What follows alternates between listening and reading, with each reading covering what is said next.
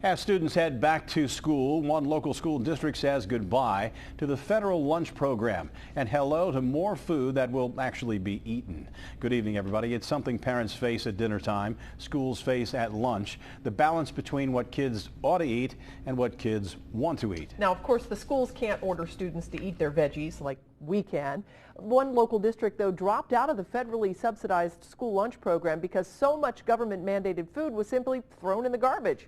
Local 12 News reporter Jeff Hirsh joins us now live from Fort Thomas with the old menu and the new. Hi, Jeff. Well, good afternoon. Over the past 2 years, Fort Thomas schools have sold 30,000 fewer school lunches. That in a district of only about 3,000 kids. So either the students aren't buying it or they're buying it and throwing it away. But this year will be different. Happy to be back at school.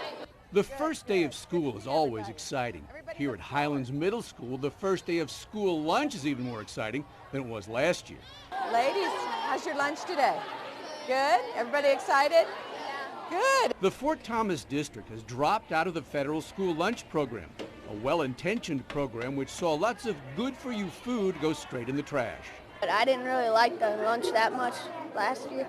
Did you ever throw some stuff out that you didn't like? Yeah. Teachers noticed, too, eating more often from their own salad bar where cheese and croutons were allowed. The fact that they were opting for that as opposed to the school lunch that the kids were getting tells you something. I took a bite of it and I kept chewing and chewing and it never dissolved in my mouth. And I do not feed anything to the kids that I wouldn't eat myself or my own children. Dropping out of the federal program will cost Fort Thomas $250,000, which should be recouped by selling more things the kids will actually eat. But still nutritious with fruit and better tasting whole grains, veggies, and bigger portions for active kids. But no soft drinks, no candy. We're not going to go unhealthy. We're not just going to give the kids junk. That's not our purpose.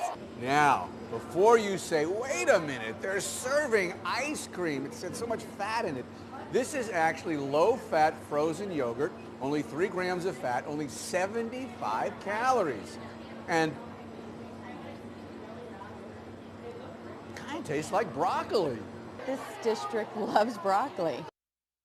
I like broccoli too, but that frozen yogurt actually does not taste like broccoli. It tastes like ice cream. It's actually quite good. Now, the reason Fort Thomas is able to drop out of this federally subsidized program is Fort Thomas is a pretty affluent district. And so if they don't sell enough food to raise more money, they'll still be able to, excuse the expression, eat the financial loss. But some of the districts around here that have a lot more low-income kids, Newport, Covington, Cincinnati, there's no way they could afford to drop out, so they will stay in the program. Live in Fort Thomas, Jeff Hirsh, Local 12 News. Jeff, you're killing us with that froyo. That looked really, really good.